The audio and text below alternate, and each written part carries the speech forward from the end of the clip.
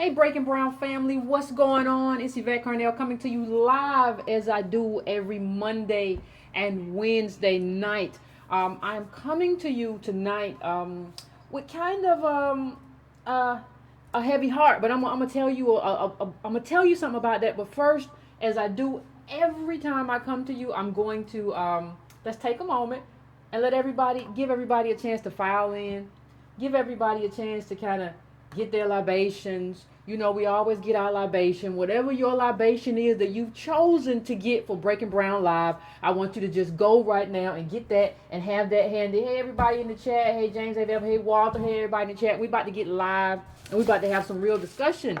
While we allow people to file in. While we do that, as always, you know, you can go to donatebrown.com and donate to what I do here. You can also go to breakingbrown.com and make a cyclical donation once a month, or one-time donation, however you want to do it. You can also subscribe to the newsletter there. And I did get the email from some of you who were, I got a paid service to do the newsletters now. And so I did get a letter from some of you, an email saying, hey, I didn't get my newsletter or whatever. It must have gotten caught up in the service problems or whatever. So that's taken care of. But if you just now, you weren't here for the last episode, please just send me an email, editor@breakingbrown.com, and say, put newsletter in the subject of the email. That would be great. So we can get that started. So I'd appreciate that, and I appreciate everybody being patient with me while I find the right service to take care of the newsletters and do everything we got to do. The newsletters is $2 a month, and it's just articles that I come across that I think are good in terms of the political education. Most of you know that what I try to do here is just try to lay the foundation in terms of the political education that African Americans, that we all need to have in terms of empowering ourselves politically. So that's what we do. So we got a lot to talk about. And I want to just provide some introductory context for the conversation I'm about to have, okay? And normally I just lead up to it. Normally, those of you who watch the show regularly know I just lead up to it and then I just kind of drop it. But I'm going to tell you beforehand today that we're going to have a conversation about presentation versus policy. I'll say that again. Presentation over policy. And I think what we do, and we've discussed this, but we've never really gone in depth in terms of a community, we tend to value presentation over politics. We talk about it as substance versus symbolism, but it's more specific than that. It's presentation. Let me just go back to the previous show just for one moment so that I can talk to you about something that I said on that previous show. And I want to kind of tell you what I've seen happening. You know, the last time we talked about Ta-Nehisi Coates, and we talked about Cornel West, and we talked about the op-ed, the editorial that Cornel West wrote in the Guardian about Ta-Nehisi Coates, and about how it said he's a neoliberal, he's a neoliberal face of the Black freedom struggle, I think they said. Well, I saw something today, and I don't mean call nobody out. But somebody said, oh, girl, they doing too much. And I think I have to say, like, it's not that Ta-Nehisi or Cornel are doing too much. Really, you're doing too little. And that's going to lead into this conversation, because the problem isn't really that they're doing too much. Like, this debate that they're having, it's a debate that every African American should engage in right now. Because that debate between Cornel West and between Ta-Nehisi Coates is about the direction, the political direction of the African American community. And if you are not partaking in that conversation, then I can say without hesitation that you are abdicating your responsibility as an African American person. And if you do not know enough to partake in that conversation, I can say that you have been for a long time advocating your responsibility as an African American person. Because what that debate is going to tell us, and what that debate is going to shape up to, is going to shape up in such a way that we will decide what the future of Black American politics looks like. Will it be a neoliberalism that's kind of focused on African Americans, or will it be a sort of internationalist left this approach, or will, and this is my preference, somewhere in the middle, because I have problems with both of those approaches in certain ways. But these are things that we have to hash out. And so you don't fix that by saying they just doing too much. Okay? So that leads into the conversation that we have to have today about everything from, the tax bill passed. If you want to talk about something that affects your life, my life, the life of everybody you know, and our lives are interconnected. So you can't just have it like, well, that might affect some people, but it won't affect me. Or like, I don't have to worry about earned income credit or AGI or none of that kind of stuff, or anything in the bill, any of the pay-go stuff where it's going to, automatically could trigger, cuts to all these sorts of programs, because that's not anything that I depend on. You got cousins, family, people in your neighborhood might break in your house. You got all kinds of stuff going on, right? So what I want to try to do, in terms of having this conversation, I want to try to first frame what happened, because a lot of times, and I know everybody goes to work, I know everybody does stuff, so you don't necessarily know what happened. And so we don't know enough about what happened. And let me tell you what happened. I'm going to put up a quick chart right now. It's the final GOP tax bill pays for permanent corporate tax cuts with individual tax increases. So don't let anybody tell you like, oh, this is going to be a tax cut, it's going to be great for everybody, because that doesn't include services. Doesn't have anything to do with services that we get, okay, and that we need. Infrastructure, CDC, Labor Department. Did you see, if you subscribe to the newsletter, you already know that Trump put in place a rule that's going to make it more difficult for people who work fast food to hold McDonald's as a corporation accountable for anything. Can't sue, can't do anything. It's like they're just the franchisee as opposed to the multi-billion dollar. We're talking about corporation, okay? We also saw something come down where they might say now that they can, if you're a waiter or waitress, if your employer pays minimum wage, then like they can keep your tips. Okay? This is all stuff that's happening in concert with this tax plan. All stuff that's happening at around the same time. And you see from this chart that what we're seeing is that this is redistribution of wealth from the bottom to the top. This is redistribution of wealth from the bottom to the top. And not only that, let me just say something to you. And you have to understand this in order to kind of understand politics and to understand taxation. You have to understand that a game is only as fair as the rules that are put in place for that game. Understand, the games are only as fair as the rules that are put in place for that game. If the rules are put in place in such a way that they are intended to disadvantage you, if the rules are put in place in such a way that you lose every time, no matter what you do, if that's the way the rules are set up, then that is a rigged game. And because the rules are important, because rules determine outcome. Tax laws are part of how we structure the rules, especially when it has to do with money. They determine who has to pay what. They determine are we going to have calcification at the top or not? And some people will look at me and say, I don't even understand why that matters. Why does it matter whether or not we have calcification at the top? I don't understand why that's a big deal. Well, it's a big deal for one specific reason. If you have calcification at the very top, if that's what you have, if you have a bunch of people that have everything, and then a bunch of people that have nearly nothing, and then a bunch of people that have nothing, what you have is an unfair system. And what that means is not just that it's unfair, because if it's unfair and it's just lopsided, you can make it, right? No, that's not what we're saying. What we're saying is that when the people at the top have everything, they can totally shut you out.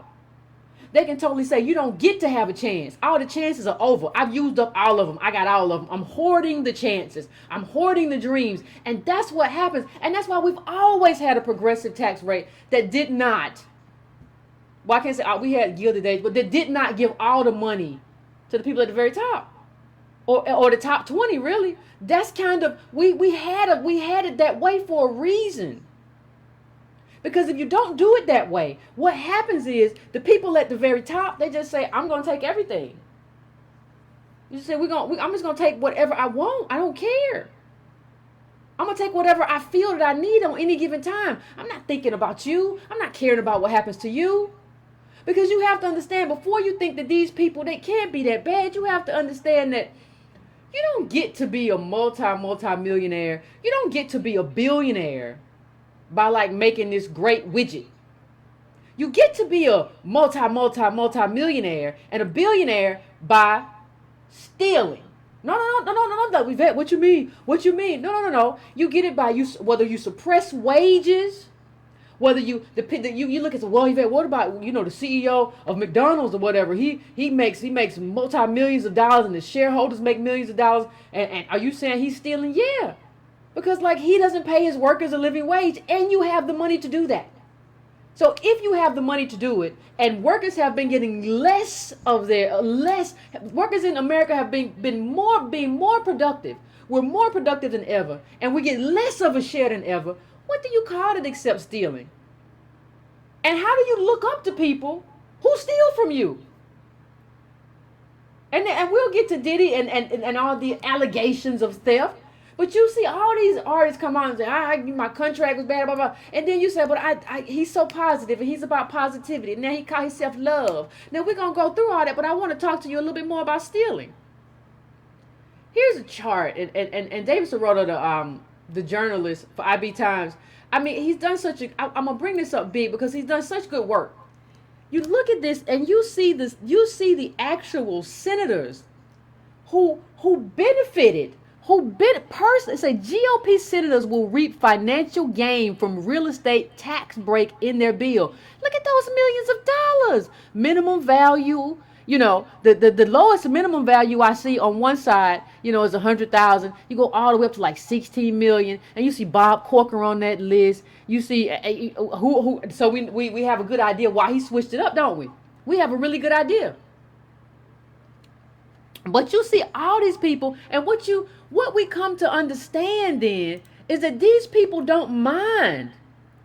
These people do not mind at all if they steal everything, or if they just say, I'm going to take this bribe. I don't care. I'm going to take it. It's mine to take.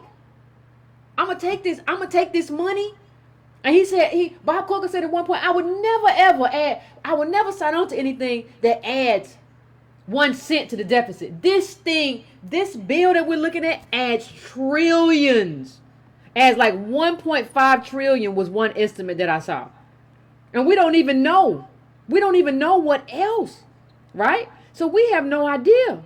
But this is where we are. This is where we are. We're at a place where people are stealing and personally enriching themselves. And this is a gift to the rich. But what I will tell you is that this is actually worse. This is actually worse. People keep comparing this to the Gilded Age. This is actually worse than the Gilded Age for one very specific reason. Even during that period, these super capitalists were kind of tied to America. I mean, if you were building railroads or whatever, you were tied to America. You couldn't just hop up and go to China and build a railroad. You were kind of tied here. And there's a great article I read, I think it was like 2010 or 2011, called The Rise of the Global Elite. And one of the things that struck out to me about that article, and one of the things, and it really brought home to me what was happening, is the fact that these people don't consider themselves American. That nationalism to them is antiquated. So think about that. You're African American. Your ancestors fought and bled for you to be citizens. These people are now saying, no. Citizenship doesn't matter. First of all, we're going to just bring whoever we want into the country to work. And we're going to make them into like little slaves. Right? And then you're going to have to compete with them. That's the first thing we're going to do. Then we're going to tell you we can go wherever we want to go. We can go wherever we want to go and live however we want to live. And we ain't even got to be here. And if you try to make me pay too much, more than I want to pay, which is zero, I'm going to just abdicate my responsibility. I'm just going to say, I'm going to give you back my passport and say, I don't want my citizenship no more. Because they don't need it. And nobody's forcing them. Like if I was president and you said you want to go, you said, I don't have to be a citizen no more. I'm going to give you my passport. I wouldn't even say anything. I'm not a citizen. I'm going to give you my citizenship back. I wouldn't even say anything. I'd let you do that. Then I'd let you arrive at the airport and get turned back around. Well, I should still be able to visit. No, as far as I'm concerned, you're a tax evader. You're a criminal. Well, I haven't been tried. Well, we did a lot of that, didn't we? I mean, well, the reason I'm trying to frame this is theft, because one thing that we haven't done is try to understand race in the context of class, or understand one as a tool of another. You know, race is sort of like a tool that like these people have to make sure we stay at the very bottom, but there's still like this class structure. And so you have to understand and be able to see when a person is, or a group of people are class enemies to you, in terms of not only what they're doing to the rest of society, but how they're using race as a tool within that class framework. That's something that we have to be able to do, and we're not doing it. So we'll say that these people, you'll look at this and say, oh my God, those Republicans are so awful. But you won't look at Diddy and be like, why he ain't talking about tax reform? If Yvette is telling me all this stuff is going to happen and it's going to be important, why he ain't dealing with it? Well, it's one easy way to figure that out. There's one easy way to figure that out, because you have to look at his pocketbook. When you look at his pocketbook, you begin to understand why he would not want to say anything about any of that, because he's going to benefit. And what I'm telling you is that you cannot be in a situation where you are cheering on somebody who does not have your financial, economic best interest in them, in their lens, in their sight. What I'm telling you is that we are at the very bottom, and you cannot look to someone who is at the top to kind of carry any kind of mantle for you. And really all he's doing is a pep talk. I want you to look at this chart. Take a look at this chart for me. This is uneven progress amongst U.S. families, and let's make it a little bit bigger for the sake of it. And it has the top 5%, highest fifth, and the middle fifth, and the lowest fifth. We brought up an image. I brought up an image last episode that showed that the bottom 50 African Americans living on negative. We're negative wealth. We got like $0. How do you have $0 and you built the country? Fine. African Americans, right down there, right below the lowest fifth. That's where we are. And we think somehow that Diddy buying a team is going to impact us positively. I want you to look at that chart. Now understand that lowest fifth right there, that's flat. Understand that that's flat. Understand what that means. And understand what that means for our community. See, one of the things that we have to stop doing, this is something that absolutely has to stop. We have to stop seeing life, and we have to stop seeing, how we interpret politics from the context of other people. If you are making $30,000 a year, your lens should be from somebody making $30,000 a year. If you're making $45,000 a year, your lens, your political lens in terms of what you advocate for, should be in terms of somebody making that money, and should be inclusive of your community, right? It doesn't work if you're looking at it through the lens of someone else. Well, if I were rich, that's what I would want. It doesn't work that way. It does not work that way. And it's never, ever, ever worked that way.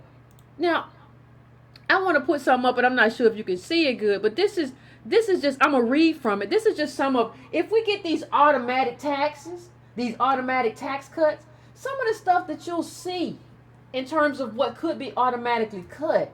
You'll see Medicare cut. You'll see Medicare cuts. Capped at, but it capped at like 4%. But you'll see Medicare prescription drug accounts cut. And we're talking about by like 14 million. Social services block grants. Payments for foster care permanency, temporary assistance for needy families. You know what that is? That TANF. You know what that is? That's in there.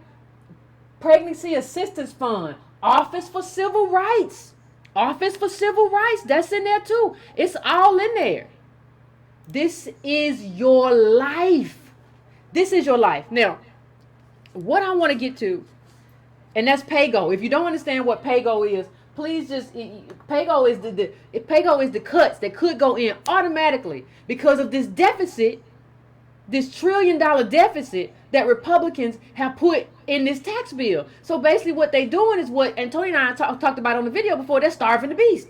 So they gonna cut it. They gonna put blow a hole in the deficit and then be like, oh my God, we have a deficit. We gotta do something about it. And then I saw this Congresswoman Black or something, Republican out of wherever she was from on MSNBC today. Well, I think we need to cut welfare. It's not even a whole lot left of welfare from when Bill Clinton cut it. These people are coming for you. But the problem is in terms of how, and it's an American phenomenon. It's not just us, but it's too much us. We see people based on a presentation. So this woman she looks like just a regular little grandmama. But I know she's wicked. Like, you got to know that based on what people say. You gotta, and if it helps you, then maybe if you can't do it that way, then maybe you should just read the transcript and not see the face, because a lot of that's happening. And this for us, I can't share with you all, honestly, how serious this is. Serious as a heart attack. This is serious. We have not, as a community, faced anything like this in decades. This is like everybody around you is gonna fall. But not only are they gonna fall, you ever seen somebody fall? You ever seen the difference between you fall and you know you about to fall, so you gotta brace yourself, or if you fall, you just hit the ground and the wind gets knocked out of you and you feel like you about to die for like 2 seconds? This is the difference. And like in this case, it starts to fall. You really might be about to do that. But you have to look at this show is about the data. This show is about, I'm going to show you through the numbers, not just what I say, not just my opinion. And let me tell you something. There was a Newsweek article that came out. I didn't pull it up. I don't even want to pull it up. Talking about, you would believe black people are poor, but they aren't poor. And I think Antonio Moore put something on the Huffington Post. But what you have to understand, in terms of when we talk about solutions, one of the solutions is just simply, you can't be believing nothing that don't have the data. Like if they telling you, and it's not much data that black people not poor, and you walk through that whole thing and you don't see no numbers and you don't see no citations, you don't see this person giving you any receipts, no, I'm not believing it. I'm gonna call BS. And you gotta start doing that. You can't just believe something because you want to believe it, right? Because it makes you feel good to believe it. That's not the way to go. Like, if you want to talk some more numbers, let's look at this real quick. Income, make it big just for a second. Look at this. I just want you to pay attention to this. Incomes have dropped and rents have risen for low-income families, decreasing residential incomes. So look at that, man. And let me pull it. Look at that. Look at the bottom. That's income. That's the light blue. That dark blue is rent. Now watch how the light blue is just dropping and the dark blue is just raising up on you. That's what life is about to do. It's gonna just raise up on you. That's what we're looking at. That's the future. That's not my imagination. That's not me being negative. That's not me doing. That's none of that. I'm just telling the truth. And I don't understand at what point as African Americans do we get to a point where telling the truth is considered negative. We're gonna have to do something about that too. Telling the truth ain't never negative. That's like me going outside and saying, oh, it's raining. And you saying, Yvette, you so negative. Why you always talking about rain? Why you don't never talk about sunshine? I ain't talking about sunshine because it's been raining for 45 days. When the sun come back, I talk about the sun. Doesn't mean there's nothing positive in anybody's personal life. We're not talking about that, though. We're talking about collectiveness. We're talking about future. We're talking about all that. We're talking about what that means. And we have too many people in our community that don't want to do the work. Now, you know what that means too? It means you got to start having boundaries in your own life. That's another one of the solutions. When people come to you and you try to talk to them about politics, like I look in the YouTube comments, and a lot of the YouTube comments, y'all talk about how y'all can't talk to y'all families and friends about politics because they say y'all are being negative. Sounds familiar.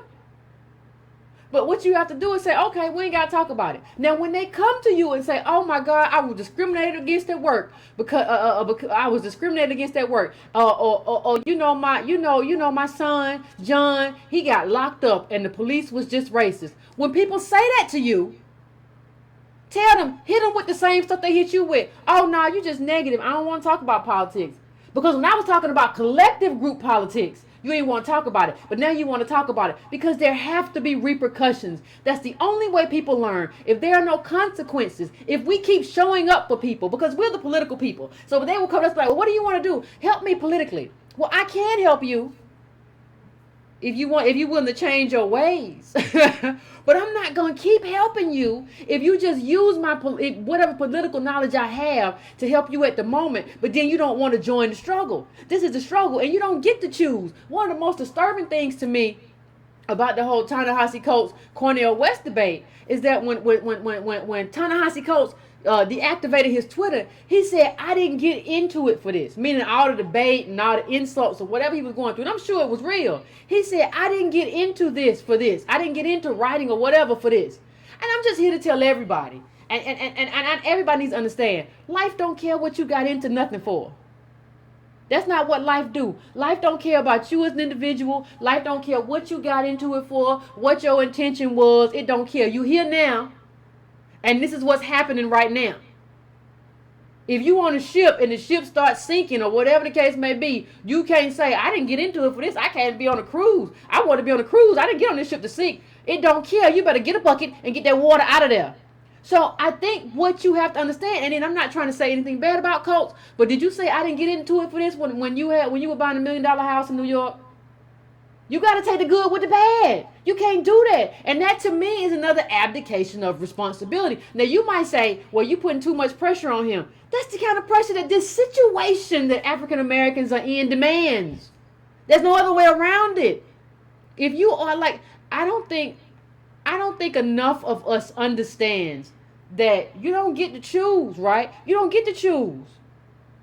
The people who struggle for us before we got here, they ain't get to choose either. This just is what it is. And it's going to be struggle until it ain't struggle no more.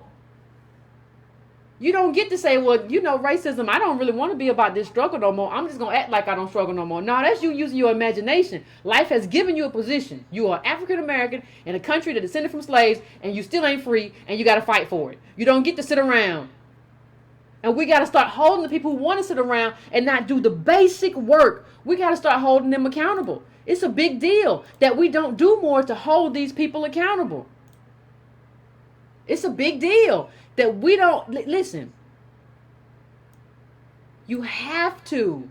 We have to. A community is nothing without standards. And we got this whole thing where everybody gets to have an opinion, even if it's wrong.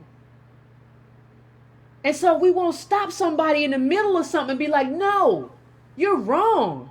You're absolutely wrong. And there's nothing undergirding anything that you're saying except vapid aspiration.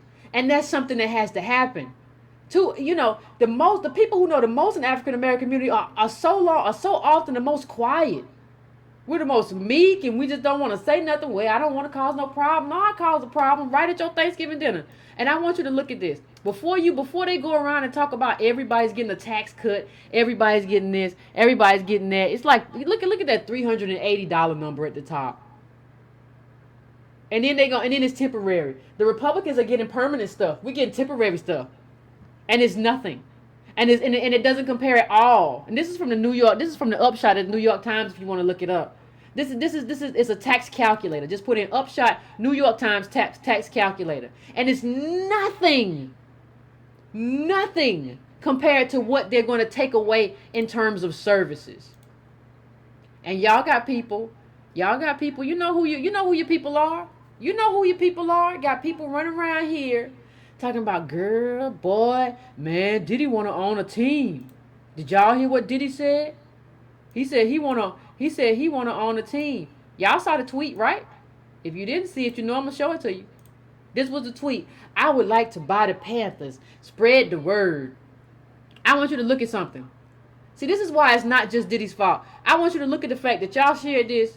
And when I say y'all, I don't mean my people specifically. I don't mean the Breaking Brown family. I mean African Americans shared this 112,000 times. Liked it 147,000 times. My people, that's the problem.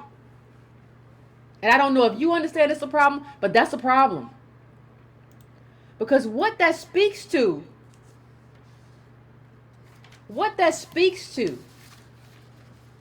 is our level of aspiration. And to a certain extent, our belief in magic. That speaks to how much, like, we're willing, honestly, we're willing to take what we're so desirous, and we're so confused. And what did I say at the beginning of the show? Presentation versus politics. We don't care. We just like the idea of a black man on the football team. We haven't even thought about, you want another solution? Think about what this means to you and your community. Not just one person, or not just your ego. This is not what we should be looking to in order to feel fulfilled. I cannot be fulfilled through Diddy. And understand something. What would happen if I'm going to tell you why this is just a publicity stunt. But let me just ask you something. What would happen if he owned the team? How would your life change? I'm just asking. Okay. How would your family's life change? Okay. How would our community change? Will we enter the next quintile in terms of wealth? Will we forget wealth, even income. Would that change? Oh no. Okay. But you will watch the Panthers and cheer for the Panthers just because Diddy owned a percentage of it. And don't tell me nothing about, no, well, he's not doing it. He going to have a white investor group and he's just going, well, I don't want to, what's the point? What are you talking about? It's not a black thing then. If one of the things that you have to know is this, if it does not benefit the community that we're all in, we have a shared fate here, people, in a certain extent, in terms of the community, in terms of black politics. If it does not benefit us, it don't matter. You can't keep letting these people just be cheerleaders, because that's all they're doing. He's doing some kind of pep rally publicity stunt. And let me show you how I know he not gonna get the Panthers. You can look, like, we gotta learn to read the tea leaves. You can look at the way he's moving and tell that he's not serious. You're not serious through an Instagram tweet. It's through an Instagram post. And I started to put the post up, but then I was like, he's so petty. He might come after me and try to get me off YouTube for just putting the post up. Some people just petty and just misuse their power. So he comes and he's like, it's like late at night. He's like, he might have had some Ciroc, and I think it's time for new ownership. I think it's time for new blood. And then he says something crazy. He says, well, Colin, one of the first things I'm going to do is bring Kaepernick back to the league, and I'm going to do all this. Now, understand one thing, black people. Why in the world, with the league that has just banned Kaepernick, the league has banned Kaepernick. That's all you can say. He can't get a job, can he? They banned him. Why would a league that has just banned Kaepernick let you be an owner when you say you're going to bring Kaepernick back in? Why would they do that? They wouldn't. You know you're not going to get a league. You're not trying to get a league. What you're really trying to do is get us to cheer for you and give you credit for something that is absolutely meaningless. It's meaningless. It has no meaning to your life. It is not valuable at all. And instead of talking about tax reform and how this is going to affect our mama, sister, brother, uncle, daddy, all of that, instead of doing that, we're thinking about this knucklehead. And that's right, he a knucklehead. He always been a knucklehead. I don't care what you say. He got chose by white capital and all that stuff, and he's a knucklehead. And he's not a good person. You done robbed too many people for me to think you're a good person. I don't care. Don't talk to me about. And I'll tell you another thing. He just hashtags everything black excellence. Black excellence. That's not a policy. That's not gonna put food in nobody's belly. That's not gonna change anything in terms of Flint. That's not gonna get rid of hookworms. Saying black excellence over and over and over again don't mean nothing. So at a certain point, you have to understand when something is absolutely meaningless. But then your boy got involved. Here your boy is. You know who your boy is. Colin Kaepernick. I want in on the ownership group. Let's make it happen. Listen, Everybody got to stop playing games. 54,000 retweets. 54,000 retweets for that. And I'm happy Kaepernick brought attention to police brutality. But you ain't got no money for that either, Kaepernick. You ain't got enough money to be involved in be a part of no ownership group. You need to get somewhere and hush too. Quarterback money ain't that kind of money.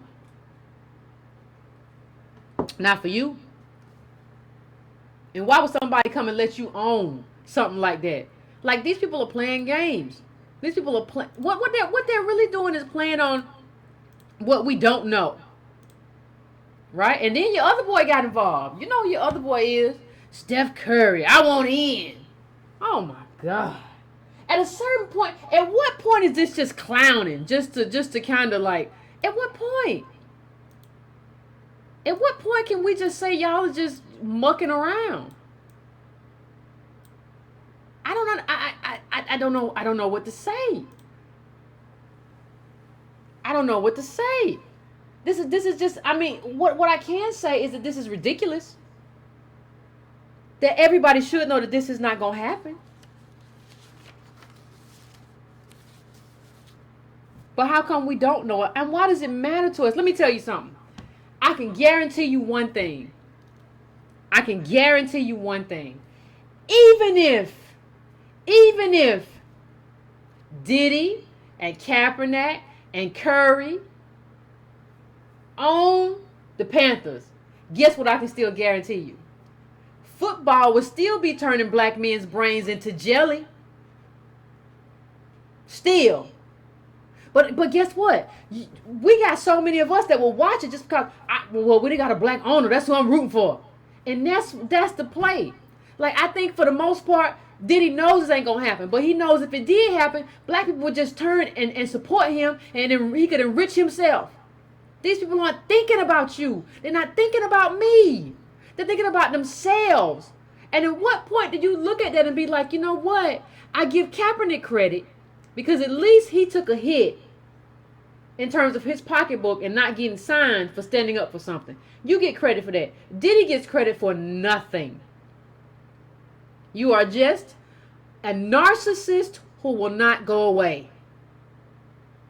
You are a narcissist who will not go away, and you capitalize.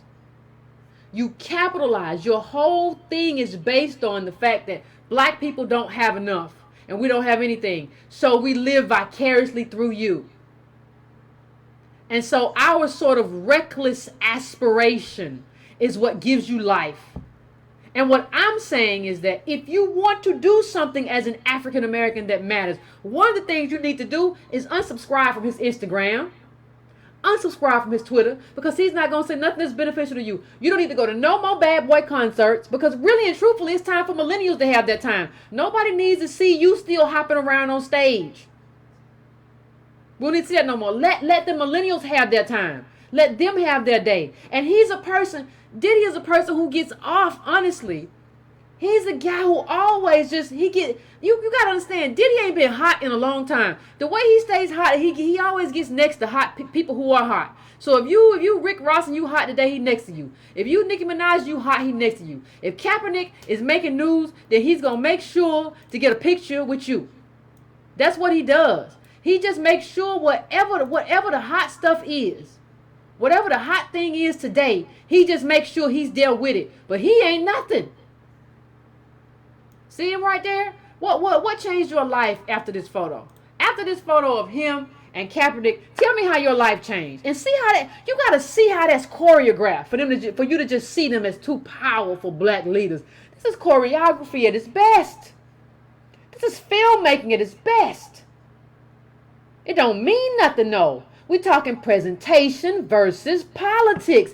This don't mean nothing. I appreciate what Kaepernick did in terms of kneeling and bringing attention to something that mattered. But what Diddy is doing now is trying to get next to the thing that brought attention to something that mattered. He wants to get next to Kaepernick so that he can get some of that on him. I don't want to do nothing. I just want to get next to something that's doing something and get a little bit of that on me. That's all I want to do. I don't want to do anything that would mean, I'm not going to talk about tax reform. This might be bad for black people in general, but it ain't bad for me. I don't want to talk about that. But I do want to take a picture with Colin Kaepernick that makes it look like I'm in the struggle. But nobody's going to do any kind of accountability to determine whether I'm actually in the struggle. I'm just going to do this because I know that my people are all about presentation and not policies. Won't you ask Diddy what kind of policies he supports? What kind of policies do you support, Diddy, to undo and to reverse the effects of the systemic discrimination against black people for hundreds of years? What kind of policy do you support, Diddy? Policies to reverse the effects of mass incarceration on our community. What kind of policies do you prefer, Diddy? To reverse the housing discrimination that has left us in these ghettos. I need policies from you. I don't need a photo op. I don't care how your house look. I don't care. I don't need all that no way. I don't need all that no way. I'm not thirsty like that. I know we got a lot of people in our community that's real thirsty, and I understand where that comes from. It comes from poverty, but I'm not thirsty like that. I don't need your house. I don't need your shoes. I don't need your jumpsuit. I don't need your dinner. I'm all right. And I would tell him that to his face. I don't care. You don't know enough to talk to me. Sit down somewhere. If you want to show me how to do take that dance, you can do that. But that's it. I don't need to talk to you about nothing else because I know you got chose.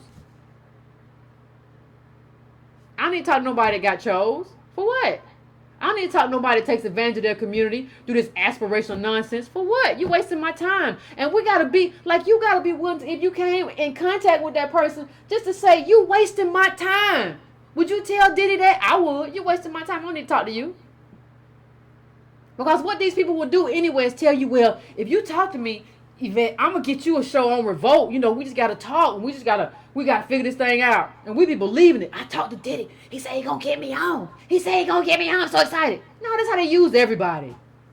That's how they get you to do stuff for free. That's the leverage that rich people can use that other people can't use. You running around like Kermit the Frog thinking he going to put you on and all this stuff. Let it go. Understand that he's a class enemy. That's just who he is. I'm sorry to be the one to say it. I didn't mean to be the one to say it, but it just is what it is. I'm sorry. I mean, if you are upset that I'm the one saying it, I'm just sorry. I don't know what to tell you, honestly. I mean, I don't know what to tell you. But everybody, we're gonna go to a quick break. Don't go away because we're about to go to the phones because I really want to hear what you got to say, and I ain't finished, but I really want to hear what you got to say, and I'm trying to. Please, when you call in, make your comments concise as is humanly possible, because I'm trying to get as many people in to provide. I always leave a bunch of people on the line doing call-in times, and I don't like doing that. I would really like to get to as many people as I can. So please, when you call in, make your comments concise. And I'm going to give me like 1 to 2 minutes or so and get that set up. And then we're going to go to the phones and I'm going to see what you got to say.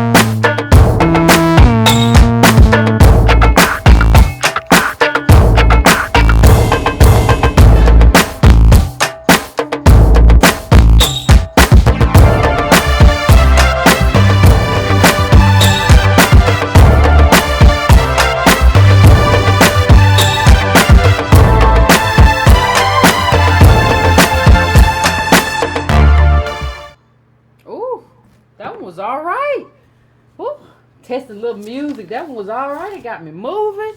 Anyway, I am about to go to the phones. I see I got a few callers on the line right now. So, the first number I'm going to is area code 469. 469, I'm going to you. Tell me what your name, where you calling from. Oh, they must have hung up. Okay, I'm going to 310-301. I'm coming to you. What's your name, where you calling from? I think I know who this is, though. What's going on, Tone Talks? I did a piece on Diddy yesterday, and I'll be covering him on my show as well. I think that, it's an interesting discussion. Before I get over there, I want to say, we got to understand, me and Yvette been talking about tax reform for a year. We talked about it when it wasn't sexy. We talked about it when it happened. We told y'all it was coming. And I don't think there's a full grasp of the end of the dependent deduction. Ain't no more claiming your kids. We don't understand that the touch to Medicare. Can you take care of the gap in your grandmama's hip surgery if they need an extra $7,000? Nope. We don't understand the cut to Section 8 if your cousin gets thrown out and you got that 2-bedroom and just you and your kid, your one kid. Can you move her 2 kids into your house? We don't understand so much about what's going on. And so what we created is a narrative where it doesn't all matter. I think for a lot of us, Diddy's black excellence has nothing to do with Diddy and everything to do with us. We are dreamers by nature.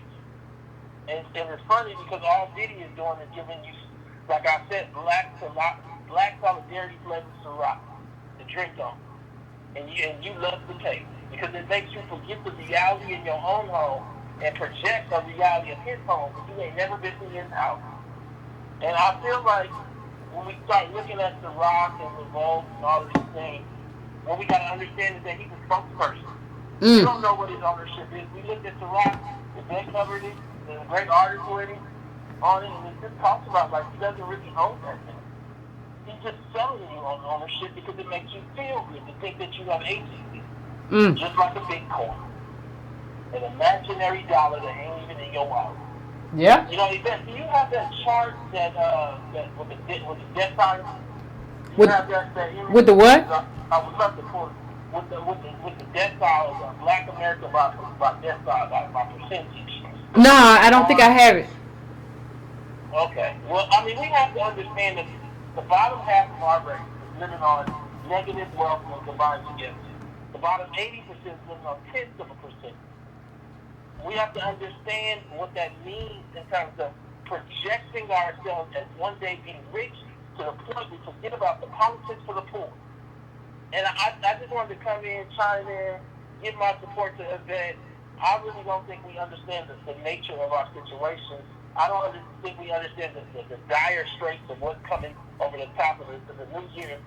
I think that we don't really see it, and I'm telling you, get prepared.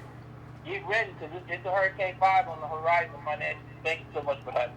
No, appreciate it, Antonio. Appreciate it. As always, Tone Talk. I'm coming to the next caller. 586. I'm coming to you real quick. 586, what's your name? Where you calling from? Hello, Yvette. Thank you for taking my call. I'm a first-time caller, but I like your show a lot. I'm also a baby boomer, but I'm learning a lot from you and other people who call in.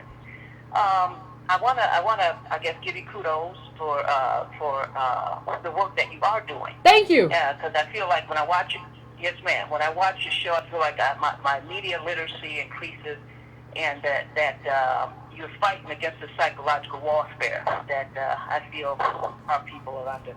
But I want to, in terms of the Diddy, I'm not hip to him. And the tax reform, yeah, it's.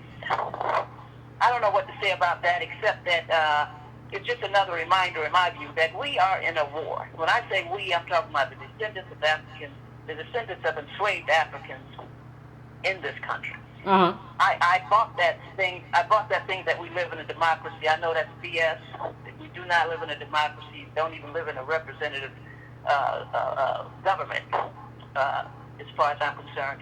But listen, one thing I wanted to add, if I could, and I'll be brief, about the thing that's going down in Lowndes County with the The hookworms? Or hookworm. Yes, ma'am.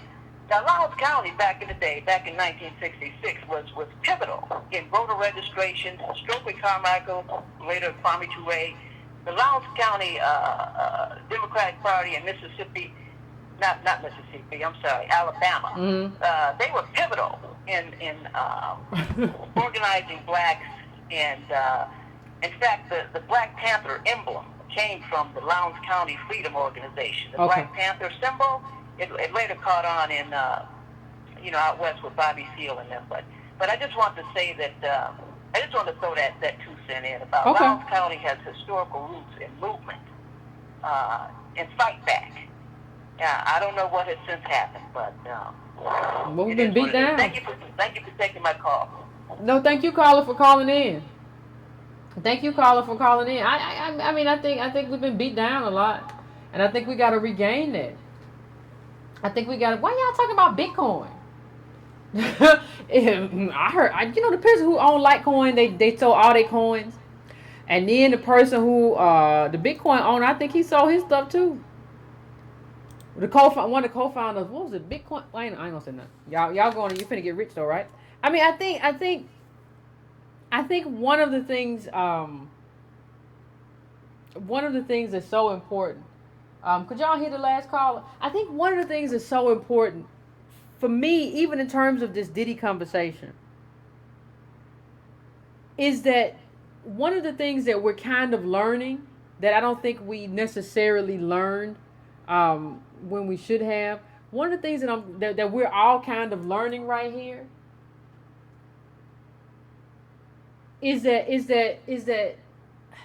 the do-for-selfers are just wrong. Like I don't have any other way to kind of say it. Like the do-for-selfers are just wrong. And if you buy into this nonsense that what you like your individual effort, and I heard him say that, like that's the reason I kind of like that I don't like Diddy. I mean, I saw he was talking to his charter school people, and he's talking, and he won't just kind of make it to where, yeah, this charter school stuff is just another way it's just a revenue. And it's another place for me to be a star too, right? And people look up to me. But it's just like, well, you can do anything, you can, and it's just like, you don't understand there are limitations to blackness. And you came up during a period where those limitations didn't matter. Don't you ever wonder why there aren't more of you who came up through the 90s and became moguls? Don't you ever wonder? You think it's just because of you that you're just special, but you're not. You were the one who was chose. You were the one who was willing to do more than the others. And the thing about it is, when you talk about it, one of the things that people will say is, well, if Diddy don't do it, if Diddy don't do it, somebody's going to do it. If Diddy don't do it, somebody's going to do it, right? Somebody's going to sell vodka or whatever. And I'm just like, first of all, is that your barometer? Like somebody gonna do it, so they gonna do it anyway, so I might as well let him do it. Is that our barometer? And the second thing I'll say is they already doing it. They just doing it through Diddy. They already selling us vodka. They just selling us vodka through Diddy. It's not his vodka. We've gone through that on the show before. And if you weren't here, you might want to check it out. But it's not his vodka. Like it's a Dutch company. He's a pitch man. Stop giving him credit. Like he came out as, I played the thing on my show where he was like, well, I was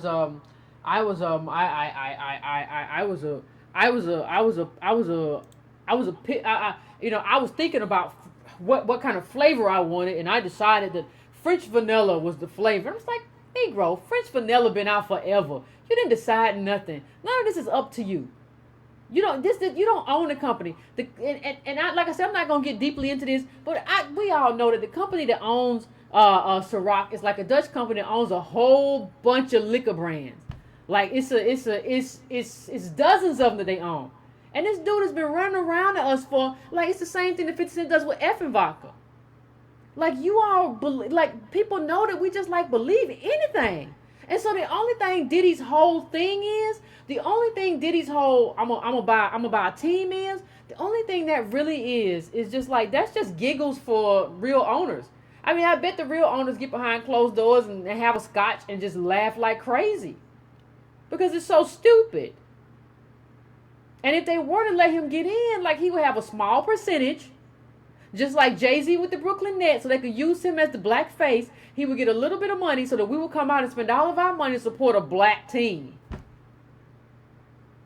I mean, I just kind of wonder to myself, like, how long are we going to fall for this? It's incredible to me that we still fall for it. So I'm going to go to the next caller. Area code 816-816. I'm coming to you now. Tell me what's your name and where you're calling from. Hello? Hey, can you speak up a little bit for me? Hey, how are you? Pretty good. I'm doing pretty good. How about you? Good. I'm doing all right. This is my second time calling in. I appreciate the show. And I would like to say that I think just the Bitcoin and everything, I think it's a huge hustle. And it's just like it's just kind of like we're looking for things to soothe us over. Well, what do you think about Diddy? What do you think about the whole Diddy buying the team thing and the tax bill? To bank on what Tone Talks was saying, it's all a mirage. It's all a mirage. The Ciroc, everything that he's done and Jay-Z, it all appears nice. It all appears like they're progressing, and they're really not. They're just pawns on the chessboard that appear to have some kind of power. They appear that they're running the show, and that he's not. And it just feels like a mirage. It's something that you think is there, but when you get up, it's really not once you do the research. So that's all I have to say. Thank you, caller. I appreciate it. I think it is a mirage though. But the thing we have to understand is that it's an intentional mirage. It's not a mirage like it just shows up. It's a part of like being thirsty in the desert, right? That's not what it is. That's not what it is at all. Like this is like I don't know how often or how much to kind of say that like this is about like social engineering. Like that's what we are. This is a phase of social engineering. This is social engineering, and that's what they're doing. Like if as long as we believe what Diddy says, like we believe that we can make it without and not without any government programs. One of the craziest things I always see in the comments is black people saying, "Well, Yvette, you just need to stop begging the white man." Well, what do you think? It's not about anybody white or black. This is the government. And everybody who goes to Capitol Hill, whether it be a lobbyist or an organization, is there to get the same money. You're the only moron who don't show up and say who calls that begging. That's not begging. That's lobbying. That's lobbying. And you have to, at a certain point, say, well, Yvette's right. Maybe I'm not bright. Because that's what it is. And so what the trick has been for us to kind of conflate government with old demand. No, this is government. You're a citizen of this country. Your ancestors fought for you to be a citizen of this country. And so government has a certain responsibility to you. And you're supposed to show up and put pressure on government to make sure that they make good on their commitment. But instead, what we've had is a bunch of people saying, no, that's just demand. And I'm sorry, my brothers. A lot of y'all out there like they're following this mantra of like, no, I'm of this kind of manhood that your manhood is somehow diminished by going to the government of the United States of America. Everybody else, the people who are worth 1,000 times more than you do, and you let somebody, I don't care whether it's on YouTube or whatever, tell you, nah, that's begging. No, that ain't begging. This is what it is. This is not some value. This is not some kind of measure of manhood that you lobby the government for what's due. Everybody's supposed to try to go to the government and get everything they can. That's the whole point. That's the whole point of lobbying. To get everything you can out of there. People said that was a bank robber. I can't remember his name. Jesse James, maybe? And they said, well, why do you rob banks? He said, that's where the money is. Makes sense to me. That's why people go to Capitol Hill. Don't nobody go to Capitol Hill just for ideology. Like ideology dictates the framework in which you view government. But you go there because that's where the money is. That's how you put money in black people's pockets. If you're black, if you're a banker, that's how you get money in the banker's pockets. And we should be there too, full force. But we have these people, and I'm gonna tell you, these people who say this stuff don't make. These people are a real problem with our community, and they need to be checked. They need to be checked because they see a lot of stuff about other communities, whether it be Jewish Americans or Asian Americans, that's just not true. Well, they don't get involved in politics. You don't know. You're just making stuff up. You're just saying stupid stuff. So I mean that's the most important part. But I'm gonna go to the next caller right now. I'm gonna go to area code 870. 870. I'm coming to you right now. Tell me what's your name, where you're calling from. How you doing, Yvette? My name is Piers. I'm calling out of Arkansas. Hey, how you doing? I'm doing good. How about yourself? Pretty good. That's good. Yeah, I'm calling. You know, big fan. Watch you. You know, Monday, Wednesdays, every time. But here's the thing. Like, I watch you and Tone. Mm-hmm. You know, I get a lot of information from you all, and it might sound crazy, but it's because of knowledge that you all give me, you know, learning about data and you know, statistics and all that. That's how I became a bootstrapper. You know, what? I became a bootstrapper because I know through the data, you know, like Wall Street's not going to hire me, so I'm not going to really just push for that and be devastated. You know, I got my bachelor's in criminal justice, military vet, you know, working on a master's in education, because I know in those areas, that's where black people have a higher chance of, you know, going to another level. That's why I know black people have a better chance of making more of an impact on our community. And I just think like the bootstrapping thing kind of get misconstrued, you know, kind of, but I can understand, you know, with a lot of people out there like Larry Elder and everything, you know, it can, you know, like the message can be, you know, twisted a little bit, but I have more in common with you all than the average so-called bootstrap and everything, you know, so, you know, it's like, but I feel like with our community. Let me ask you a question. Let me ask you a question. I'm just gonna ask you a quick question, caller. What is a bootstrap? What is a bootstrapper? You know, like you all say, the do for selfer, and you know, I know that that I have to pick my boots up, you know, buy my bootstraps or whatever, and then, you know, lace them up and go out into this world, and everything that falls on me is not due to, you know, my race and all of that, which I know, but I know that that's a lie. But I do also know that I can't just sit around and pity all day just because I'm black. But that's not a bootstrapper. Do you think I sit around and pity all day because I'm black? Do you think that's what I do? Do you think I sit around and pity all day being black? Do you think that's what I do as a non-bootstrapper? No. I'm not saying y'all pity, you know, like that's the message y'all saying. I'm not saying that. Okay, then that's not what it is then. Like to be a non-bootstrapper isn't somebody who pities themselves. Every black person gets up every day and goes out into the world.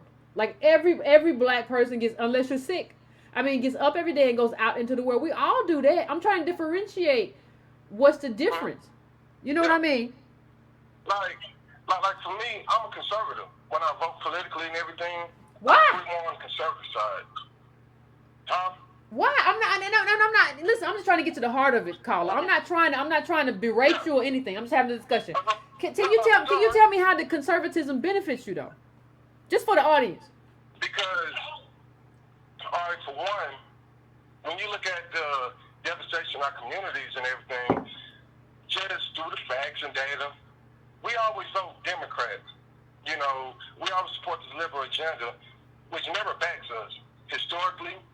And just now, like they never backed us. Like they throw us a bone, and then we just fall for it, like with the Doug Jones situation. You have people who don't even know the political, you know, information like this guy is throwing out. Like none of his agenda. We just supporting him just because he's a Democrat. We just want to beat the Republicans. But at the same time, we talk about, you know, black community, white man trying to keep us down, but you supporting abortion. You supporting things like that, and you complain about the white man trying to. White supremacy trying to take us out, like things like white supremacy. I don't get too mad about white supremacy because there's more white people. What? White people populate about 70% of the United States. So they have. Wait a minute. Every company. What does population have to do with why you're not upset about white supremacy though? I don't understand the connection you're making. Because it's like by everything that's owned or whatever, white people, I don't get too caught up in, you know, the whole white supremacy thing to an extent. Because, like you see, a lot of these folks talk about, oh, yeah, I'm a, pro-black, white, and I'm pro-black. I'm so pro-black, you think I'm an Uncle Tom.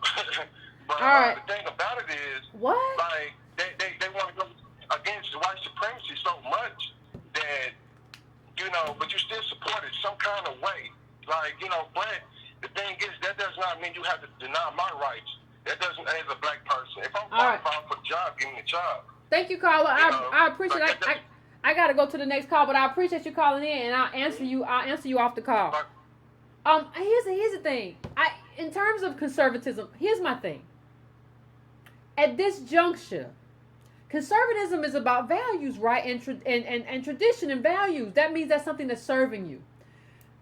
As a conservative black person, you are conserving a system that is taking all the money from your community and giving it to rich people. I don't know, and I'm not saying, listen, I just don't see how that's beneficial. The majority of conservatives that we just saw, don't think about this in terms of theoretical terms. Think about this in terms of the conservatives that we just saw pass this bill that sent a whole bunch of money from the bottom to the top. That does not benefit us. Now, if anybody tells you that this is going to grow the economy, I can tell you firsthand they don't know what they're talking about. And you have to understand, there's another thing that you just have to understand. When you own, I have a great chart about who owns all the stuff. This is from demos.org. White people own 90% of everything. So they own all the stuff. Like when you look at this top 10% right here, and they own everything. That's white people. So like these people who own everything and have everything do not have any kind of inclination to do anything that is in your best interest. And if you doubt me, they just demonstrated that. I'm a person who believes that the liberals, these Democrats, are too far to the right. I think Obama was a center right. I think we need to go further to the left. So for you to tell me, like, and somebody in the comments said, well, Yvette's kind of a bootstrapper. I'm not a bootstrapper. No, I'm not. How could you look at me and say I'm a bootstrapper? The only way I could be a bootstrapper is being put in a position where I'm forced to do something that I shouldn't have to do. What people don't understand is what's happening right now in terms of this tax bill is that we are codifying and solidifying lineage and legacy as being the most important things in your life. So now people get to make money off just having money. You ain't got to do nothing. You can just have money and make money off just having. So people who have capital are valued. People who contribute labor are not valued at all. Capital is value. But if you enter this life with no capital, there's nothing for you here. And as far as I'm concerned, there's nothing for me in terms of Republicans. Now, Yvette, you said you would meet with Trump. I certainly would. I'd meet with anybody. I would meet with anybody who has control over African American life. And anybody who controls the dollars and the cents in African American life. I absolutely would. But there is no mistaking it for me that these people do not have our best interest at heart in terms of what they're conserving. And I don't see how anybody, could look at me and say, I'm going to do for self. I believe in government. I do. I believe government has a responsibility. I believe government has a greater responsibility to African Americans because of what was stolen and not just during slavery. We're talking about Reconstruction. We're talking about all of that.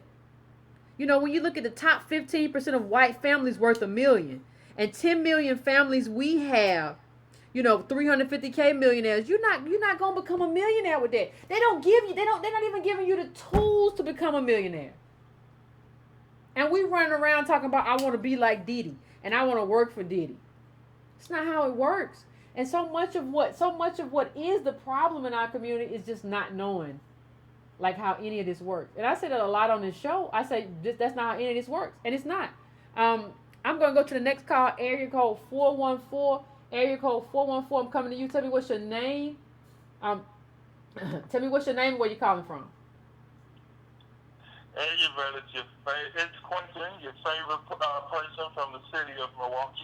Hey, how you doing? I'm alright, yourself? Pretty good. Alright, so I got just about small 4 points that I want to make. Okay. The first one being, let's say even if Beyonce and Jay-Z joined forces with P. Diddy and Stephen Curry and Colin Kaepernick combined, it still wouldn't be enough. No, it wouldn't be of course enough. not. So people that are even considered the highest paid in those industries alone that are of our people, that still wouldn't be enough. So what does that tell you? Then my second point would be the taxes. This right here, I'm just gonna say a real small component of what I want to say with this, because this right here is gonna be detrimental, but this tax bill, I think, may be the worst thing to happen to black people since the war on drugs. I believe so too.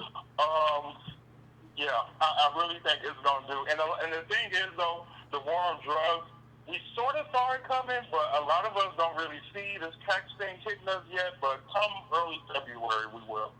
All right, so then, this one right here is a little off topic, but it's also in regards to taxes almost.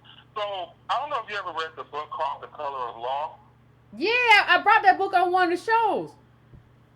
Yeah, that book. So, the author who wrote the book was on the Roland Martin show, TV One today, on YouTube, and he was saying how, that plays a very big reason why there is a wealth gap between blacks and whites in this country in regards to federal housing and things like that. And he said something that I thought was interesting that I wanted to bring up to you. Okay. He said that that no amount of going to court with lawsuits would fix this. None of that. He said what would fix this is us having constitutional remedies.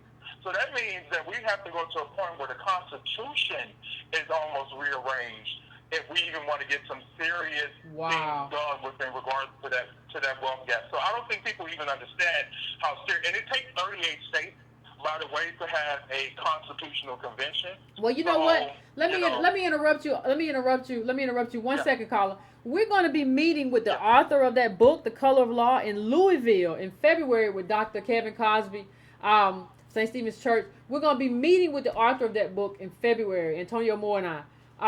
So I'm going to talk to him about all of that. But go ahead, caller. In Louisville, Kentucky, where we'll be. Okay. And then, into regards to my last point, now this right here, we always talking about like a lot of industries that black folks are locked out of. But do you want to know an industry that I just found out that black people are locked out of in the beautiful state of Wisconsin, in the city? Okay. Cheese? Tell me how. Yeah, not the city, but the state. The industry that they locked out of, specifically black men becoming a nursing home administrator. Oh, really? That's interesting. And you want to know how? How? Okay. So I'm in college right now, and I'm majoring in human resource, and I'm going for my bachelor's right now, almost done. But my intention is to become a nursing home administrator once I graduate. Okay. So I'm looking over the application now, and I'm learning what I need to do and what I need to focus on. So I'm reading over the application now. Mind you, I've looked over this application several different times. This was the first time, though, I've seen in print. It's the very small words. They always get you with them little black words that be in small in print. You got to really read it. It stated that on the application, if you owe delinquent state taxes or child support, by law, they must deny your application. Oh, yeah. Okay. And now I know people that work in nursing homes and things like that. And there's a few black women that, I know people that know of, and they will say, oh, I wish I would see more black men in this position. More black men. I'm like, sis. Like, I don't know. And, the average nursing home administrator in Wisconsin makes $91,000. So I'm saying to myself, keeping all the money. They're keeping all the money. Yeah. Yeah.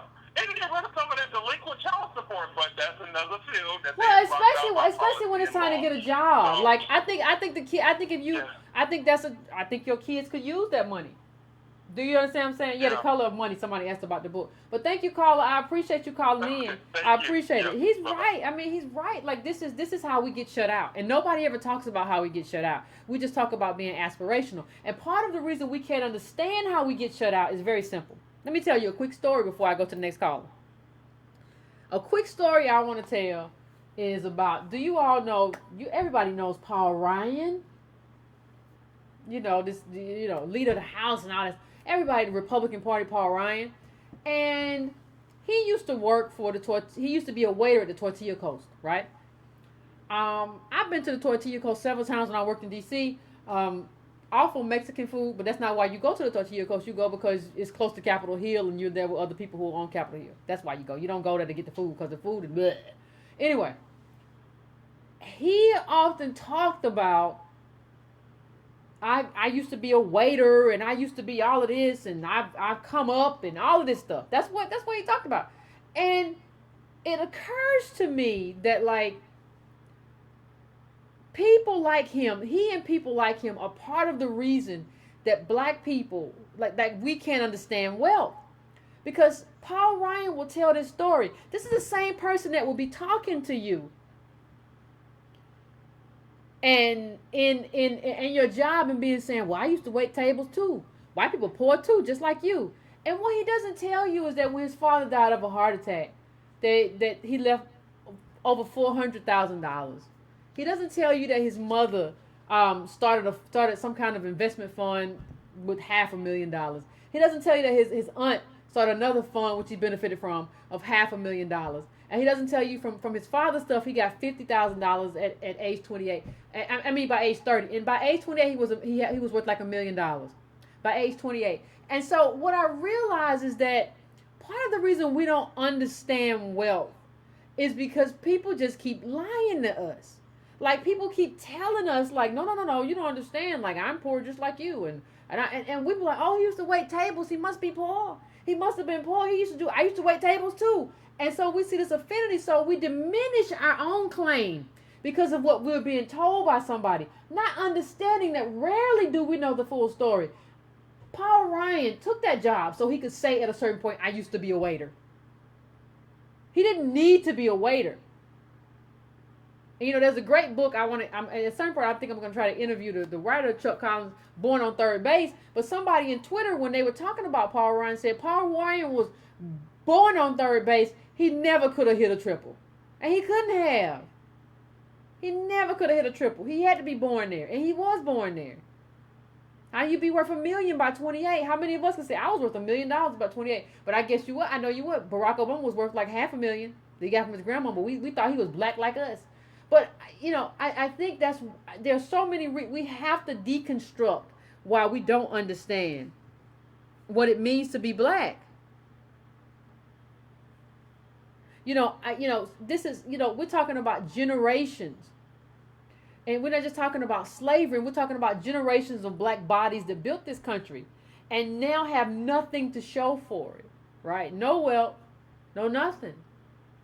And this is where we are. And there is no amount of magic. And that's what Diddy pushes, is magic. There's no amount of magic that's going to fix that. You fix that through policy. And if you want to ask me for a solution, the beginning of the show, we got to focus on policy and not presentation. So I'm going to go to area code 718. 718, I'm coming to you right now. What's your name and where you calling from? How you doing? Hey. I'm from Brooklyn, New York. How you doing? Pretty good. What's your name? Seek. Oh, okay. Right. So, thank you. So, I'm calling because this is my second time, and I would like to say thank you for accepting my call again. Thank you. The last time we spoke, we talked about perspective. And I told you that, like, I don't really see things from your perspective, but I love, like, hearing it and being aware that there is another perspective and things like that. So, like, okay, so you talked about P. Diddy, right? So we're talking about P. Diddy, and we're putting them, the way I'm seeing it is, like, we're putting them into a category that he doesn't belong. Like, we have to keep him where he is. Like, he is an entertainer, and he also does business. So he's basically like an entertainment business. okay, he really isn't into real businesses that are going on in this country that are making let's say technologies or research or pharmaceuticals. He's not into real business. He's into entertainment, so that's why he's gonna go along with something like a vodka. That's drinking. That's part of entertainment. He's gonna do his revolt. That's part of entertainment. He's gonna stay in these fields. So, like, I don't want to put him in a different category and then hold him up to a certain standard because he's not living up to it when he doesn't belong in that category. What? He doesn't belong. He doesn't belong in what category? In the category of being someone that's supposed to. But he put himself in that category. He's put his like if you. I didn't tell you the category yet. What is the category then? I didn't even say the category. Okay. The category is, all right, as a person that's supposed to save the black community. Who said no? Wait a minute, caller. I'm gonna let you finish. Caller. Okay, help. But who said he's in the category of trying to save the black community? You're conflating everything I said. I never. Wait a minute. I'm gonna let you finish. I promise you will get the last word until you hang up, and then I'll talk again. Sure. But like I'm gonna let you talk. But like I never said that he should be put in a category of saving the black community. I don't understand like how it even comes up. Like what do you mean? Oh, I'm just referring to the fact that you say. I'm just referring to the fact that when you say, "Oh, don't be on his Instagram," and he's I person, and what has he done for the community, and what he's doing is for himself. I'm going based on those things that you said. That you want him to be in the category where he is basically our leg up, or he is helping us in some kind of way. I appreciate any type of help from any other black person that's doing well. How is he helping? How is he helping? How is he helping? No, I didn't say that he was helping. Oh, I'm sorry. I'm sorry that we got this confusion. I never said that he was helping. I'm saying that I'm not putting him in the category of a person who necessarily has to help. I don't see him as a community activist. I don't see him as ever saying that was his field of vision. I see him as an entertainer who does entertainment business. And not only that, like when you talk from a person's perspective that where they are the first person in their family to achieve this type of wealth. So what? The mindset already is not there.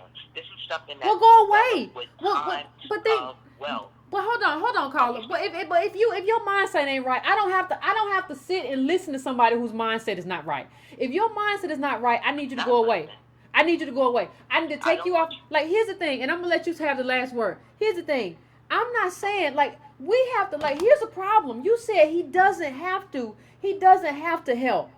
Listen, you can't get on your Instagram. First of all, I think that is your responsibility. But you can't get on your Instagram and tell me that you're helping by black excellence and my role is to show you and all this stuff. He's telling us he's helping. What I'm saying to you is that not only is he not helping, he's a detrimental factor and an impact and an outsized impact in the black community. And I'll let you have the last word.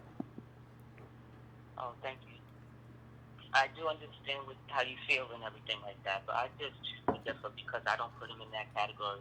And like any other businessman, like when vodka was out before he even got involved with vodka, it was already out, and we were being plagued with it in our communities and stuff like that way before he even got involved with it. So therefore, I don't even hold him. So wait a minute. So he's just a business person. I'm still gonna let you finish. But let me ask you a quick question. Just because vodka was already in our community, it's okay because the thing is, the reason people drink Ciroc is just because of black people. It's just because of Diddy. Ain't nobody drinking Ciroc just because it's good. People are drinking and it ain't. They were drinking Georgia before that. But wait a minute. But hold on. So is that our barometer that just because other people brought liquor in our communities that he can do it? Like, is that our barometer? We don't mind if he does it because it was so hold on. Crack was in our communities too. Crack cocaine was in our communities before Diddy. If he came out and sold us crack, would that be okay because it was in our communities beforehand anyway? No, absolutely not. And I do not see it in that fashion. The way that are we okay? Because I'm watching you. It looks like you're still talking, but okay. I'm not saying that. What I'm trying to say is that as a business person, that we're holding him to a different standard. Like I see it like this, right? We're all black here. We're talking about black problems and everything like that. And I don't find it necessary that we need to tear this person down. We're not tearing him down. P. Diddy. No, well, asking people if they people like follow him and not show him. Yeah, he needs to be. Like, why can't? I know, but you don't really get to hear my point though. Okay, so I want to avoid it. I want to go away from Diddy because we cannot go on with this because the time is going to be up. All right, so the other thing is like, it says, I wrote it down, it says entertainment business, that's what he's into and everything like that. Now, I read this magazine, it's called Black Enterprise. And what I do, I see a lot of black businesses that are, black-owned businesses that we have $1 million black men, black women out there, and I mean, their feet are not being held to the fire, but then again, they're not entertainers, so you're not ready to tear them down. You basically don't even know who they are. So, like, in that respect, that they are out there, they do exist. No, they don't. What would the percentage? They don't. What would the percentage of black middle class versus blacks in America be? And what would the percentage of black poor whites in America be? Because what I'm looking at and what I'm seeing, and listen, I totally understand. I'm black. I can see it every day and everything like that. I just think that you and I, we're looking at Rubik's Cube. You're on one side of it. I'm on another side of it. You have one way that you think of fixing this, and I see it totally different. However, I think we both want the same thing. And number one is I'm not holding any of my entertainers as any person that's out. The only thing that I could hold them up to see is like, look at this black man that he But hold on. Whatever he did. Hold on. You and I are having this discussion, right? You and I are having this discussion. Let me tell you something. It doesn't matter about what you, the individual, do. And you can say to yourself, I'm not holding Diddy to this standard. But Diddy influences a whole lot of people that are not just you, right? He influences little kids. He influences a bunch of people who are not going to believe in politics anymore because they're going to grow up to believe that they're superheroes because this man told them so. He told them you don't. He said, if you go on his Instagram right now, he said something to the effect of, "There's nothing in your way. You can do it." Something like that. He said to the charter school students. Understand, it doesn't like we have to stop. First of all, seeing things through an into an individual lens. And the second thing I'll say to you is this caller, you can't talk to me about those people in Black Enterprise because Black Enterprise is a fictional magazine. It might as well be Harry Potter because they don't use any data. I want you to show me, when I look at the middle black family and what the middle black family is worth, I know ain't nobody got no money. It's nearly all black people don't have no money. I don't care if Black Enterprise goes and picks up some aspirational person. They haven't shown me their bank account. They haven't shown me their books. So for you to say they exist because Black Enterprise tells me, that's like me saying magic exists because it's available in Harry Potter. I don't see it. Now I'm gonna give you 30 seconds call to close up, and I'm going to the next call. I appreciate your call. So I appreciate your opinion. Okay, we just don't share. All right, so the only thing that I want to say in my last 30 minutes is that I go to a lot of schools and stuff like before I became what I am right now. I used to be a teacher's assistant, and I would be in schools helping out the teachers and stuff like that. And I would be in predominantly black schools, and what I did notice is that they would have black teachers, black principals, and I still saw the children undereducated. I saw the teachers using poor English language. The things that I saw is like you would think that a white person that wanted a black person to fail was teaching a class, but meanwhile it's a black person teaching another black person, and I just don't understand how come we always run outside of our race to look for the solution when the solution really is in the household. Ain't no solution in it. Thank you, caller. I do appreciate you calling. About us always, okay, thank you. I appreciate you calling in. Ain't no solution in your household. I'm not saying that you can't do something in your household that will help you in terms of your household, but ain't no solution to black poverty and 400 years of oppression in your house. You can keep looking for that in your house all day, under the rug, under the sofa, in the cushions, and you ain't gonna find that solution in your house. The solution to 400 years of oppression is not in your house. Now, I'm not saying there are some things that you can't do in your house. There's definitely things you can do in your house, but you can't find a solution to everything we've been through in your house. And if you think that, there's something wrong. Let me tell you what Diddy said, and let me just show you what the guy he's talking about, who we can't look at that way. Diddy said this is on his Instagram. Don't believe me. You can go look it up for yourself. He says a lot of times people see your dreams as crazy. The passion you have for your dreams may make you act crazy.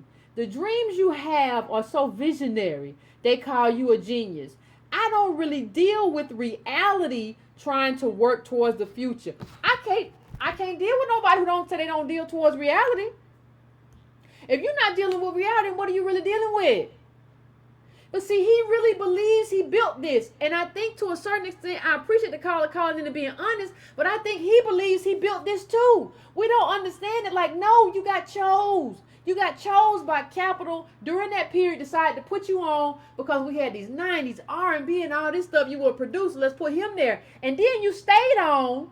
You stayed on for a very specific reason. You stayed on because of who you are and your willingness to manipulate us into believing that we don't have systemic impediments to oppression.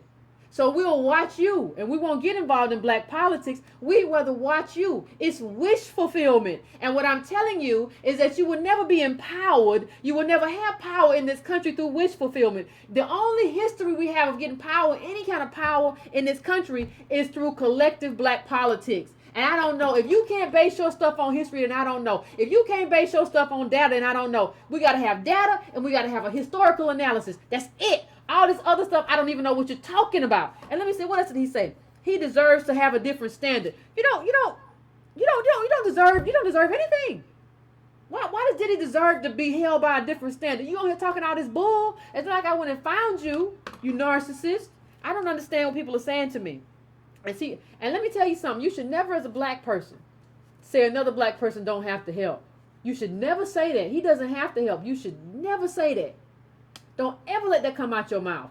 These people got chose by white capital, and they use us to sell all kind of product and drink all kind of vodka, and then you're going to say they don't have to help. Yes, they do. Don't you let these people off the hook. Okay, I'm going to area code 860. 860, I'm coming to you. Tell me what's your name. Tell me where you're calling from. Hi. Hey. Hi, Yvette. This is Alicia Jenkins calling from Hartford, Connecticut. I'm Hey. Lady Abstract. Oh, my gosh. I got in. Do you hear me? You got in because when you in the chat saying 860. Yes. That's how you got in. I have to tell you, I tweeted you and Antonio about Diddy's foolishness. I have to tell you, because people were getting on me on Twitter and Facebook about how I'm hating and whatever because I think he's a fool. He is a fool. Anyway, because I think he's a fool. I live in Hartford, Connecticut, and I'm all about black politics here in Hartford, Connecticut. There is something going on in the north end of Hartford, which is predominantly African American and Afro Caribbean. And I'm going to an event tomorrow in regards to housing. People are living in third world, like you said in Alabama. It's happening here in Hartford. Yep. Connecticut is one of the wealthiest states in the country. And in the north end, I live in downtown Hartford. I lived on the south end for a minute, but I live in downtown, which is technically the north end. And people are living with rats, roaches, and the whole nine. I'm going to a thing tomorrow that's like a rally or a campaign that's rally against the person that is putting people in that situation. So I'm all about black politics here. But I have a question for you, Ms. Yvette Carnell. Okay.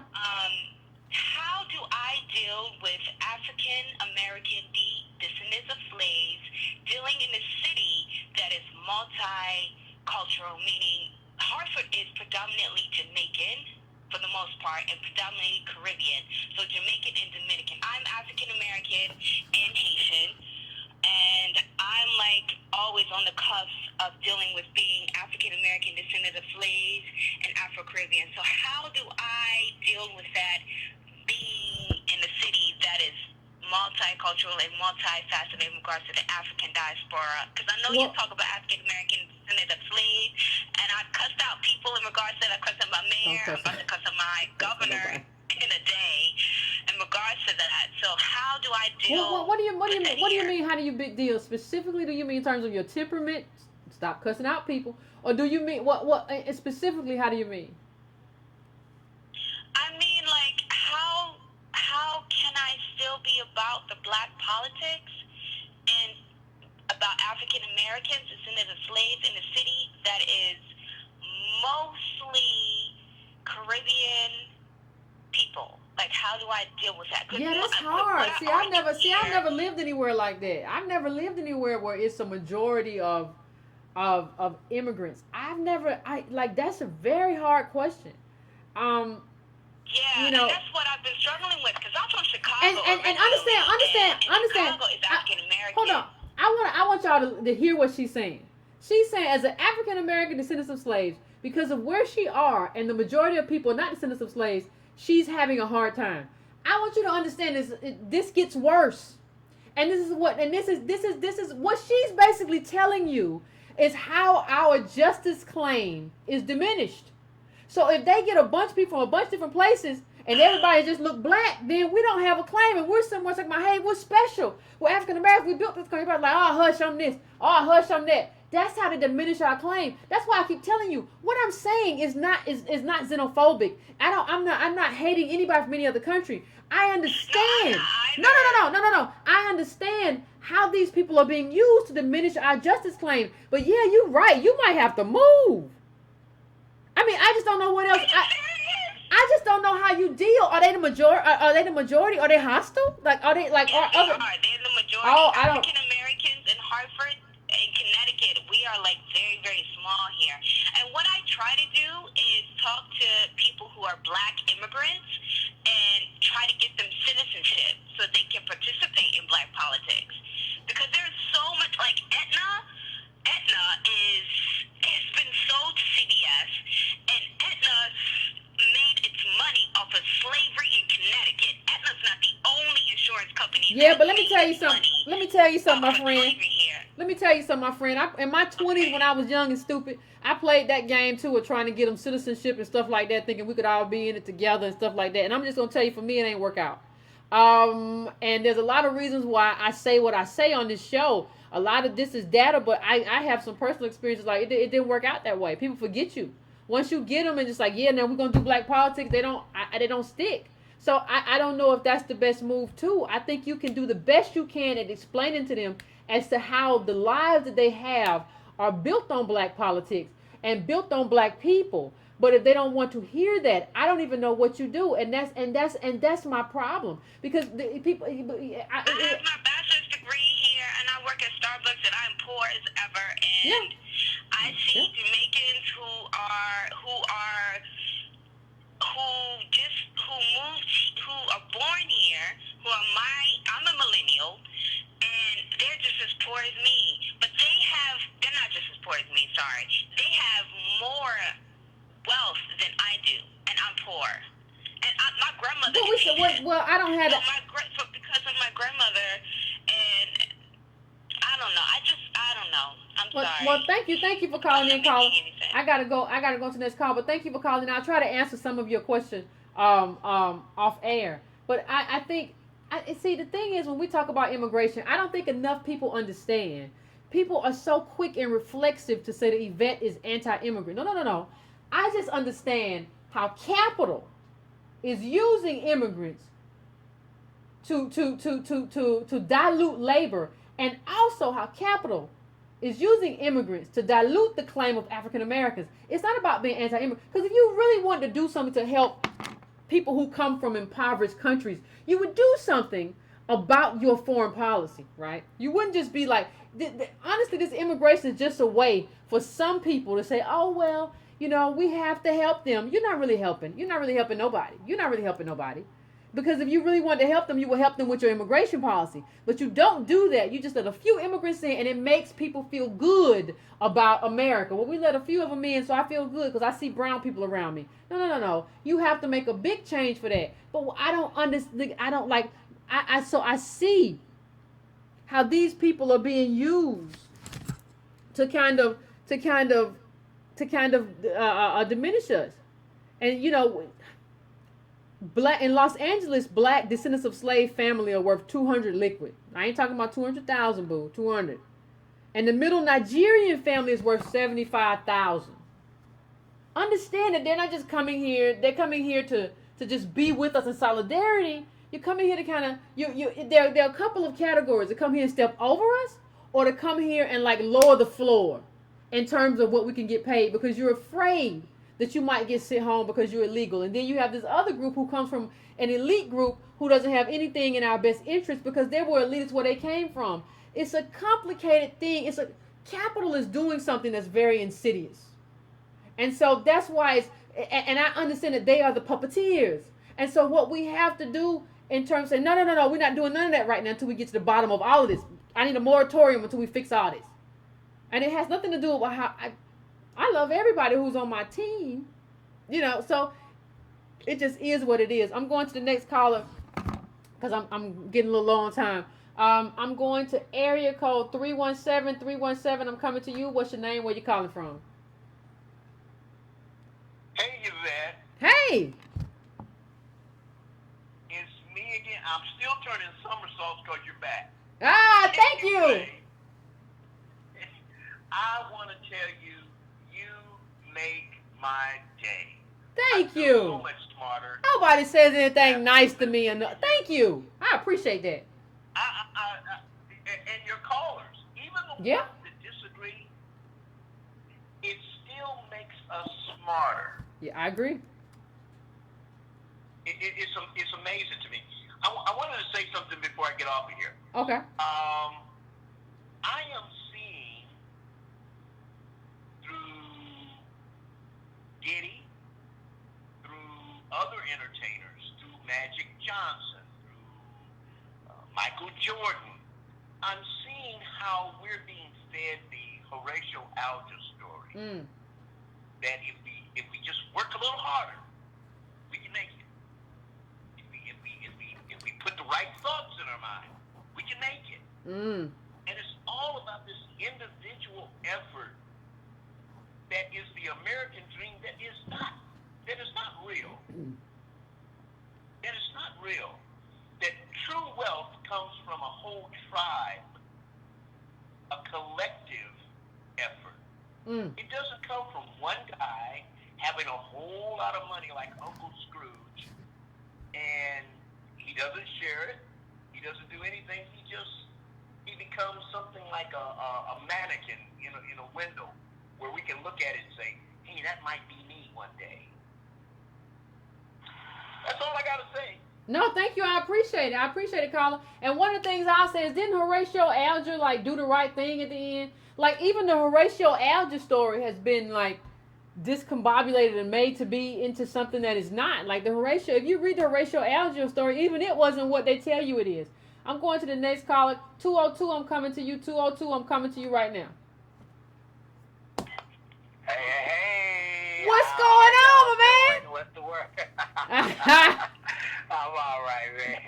I got in at the last minute. So we talk about Diddy tonight. Y'all don't want to be Diddy? No. Y'all don't want to be a Negro imperialist? Nobody wants to sign up for that? Not me. It reminds me of a joke, Yvette. I heard a joke some time back. It said there was these two black men. They were walking down the street. Two black men, Tyrone and Jerome. And they're walking down the street, and they see a sign on the side of the road that say, be white for $9. Oh. Be white for $9. And then Jerome said, well, Tyrone, leave that sign.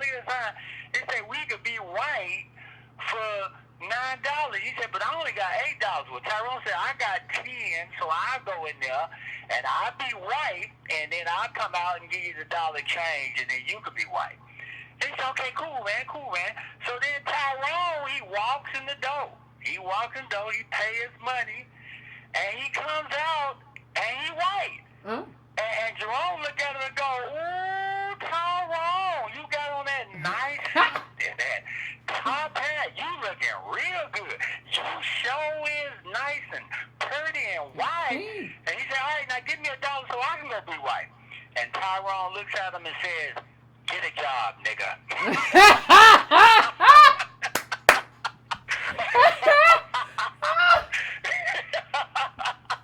Ain't that it?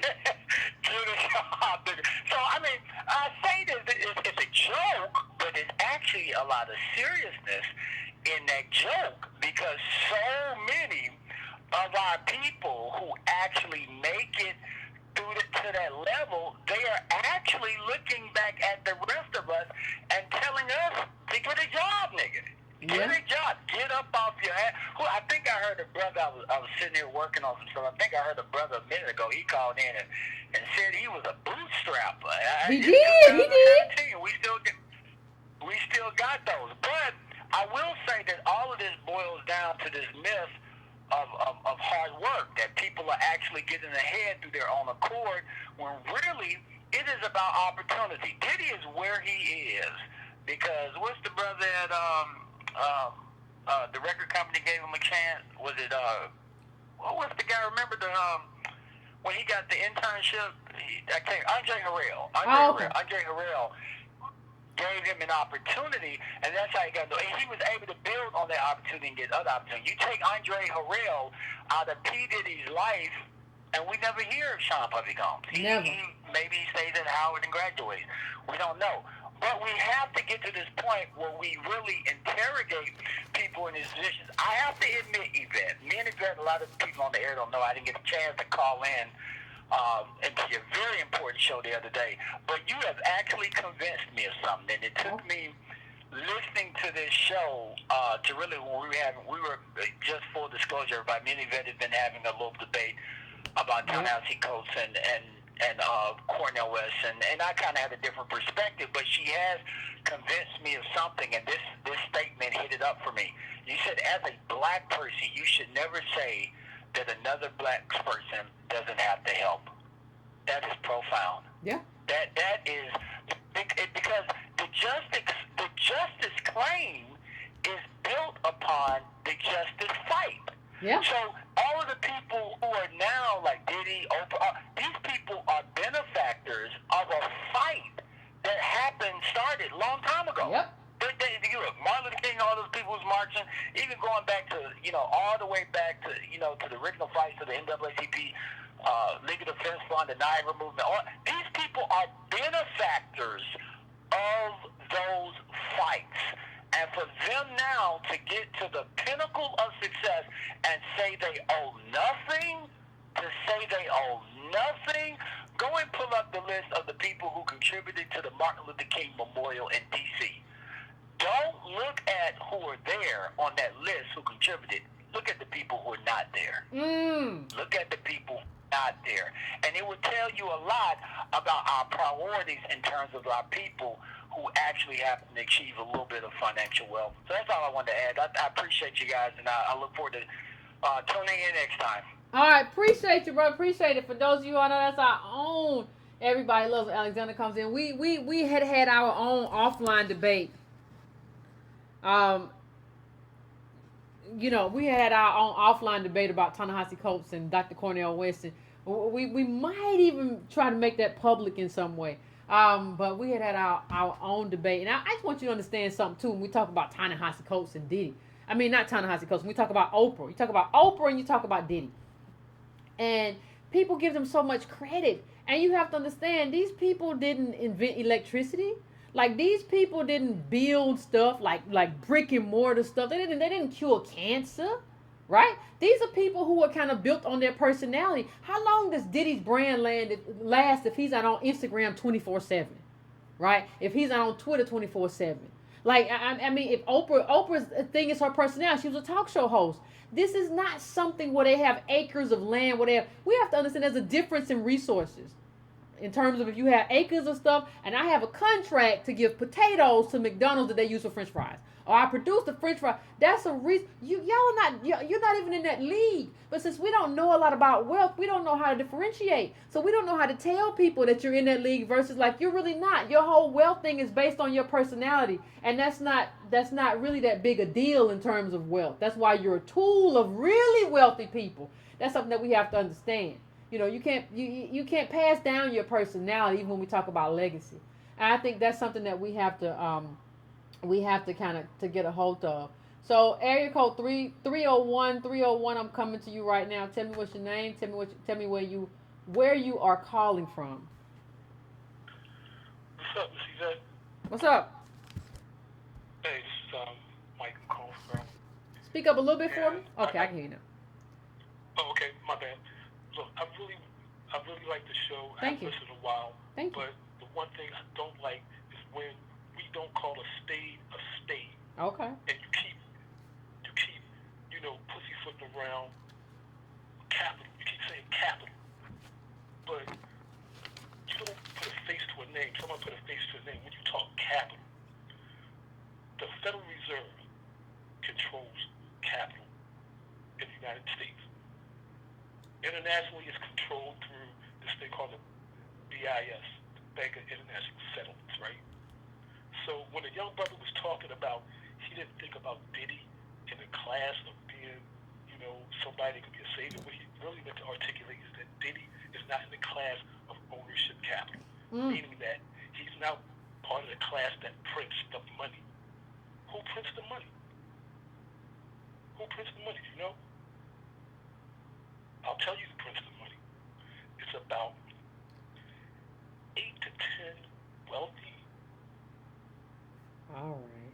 Zionists. I'm not even gonna call them. All right, Carl. Let me let you go. I appreciate you. I appreciate you calling in. But let me tell you why I let him go. Listen. Let me tell you. I didn't even let him go because I was not. It's not even about agree or disagree at this point. Let me tell you why I let him go. We have to get to a point to where we discuss stuff that matters in terms of immediately in our community. What we have started doing is started having these fantastical, imaginatory kind of conversations in our community, right? What do I mean? I mean that, like, I had somebody earlier on my page say, well, money is a construct. It's a construct. It don't really mean anything. Well, yeah, on some sort of existential level, you're right. But go try to tell your landlord that you don't need money. Go to the Kroger or Publix or Ralph's or wherever you live and say, I ain't got no money because money's a construct. And so what I'm saying is that we have to start talking about stuff that makes sense. We can't talk about stuff in this sort of abstract, theoretical way.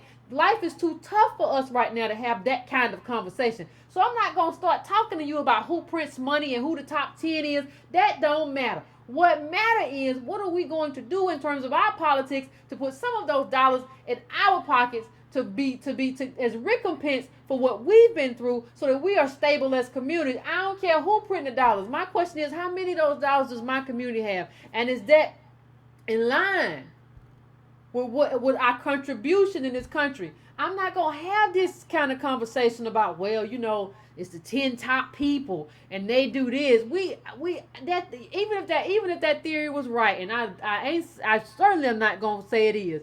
Even if that theory was right, it don't matter. We have to, if you talk to me about solutions, one of the solutions is just talking about stuff that matters. I come across too many black people who have all these theories. Theories don't matter. Did you make a donation to the local activists in your community? You know what I mean? Have you ever voted? Have you ever gone to a town hall? Do you support? I mean, I don't want to hear your theories about some kind of documentary you saw or whatever. It could be true. It don't matter to me. Focus on stuff that matters that we can control. When you want to talk about something, ask yourself, can we control that? Do we have any mechanism for control? If not, then I just don't understand what we're having a conversation about. I'm going to my last call right now. My last call, area code 757. 757. I'm coming to you. Tell me what's your name, where you're calling from. 757. Hello?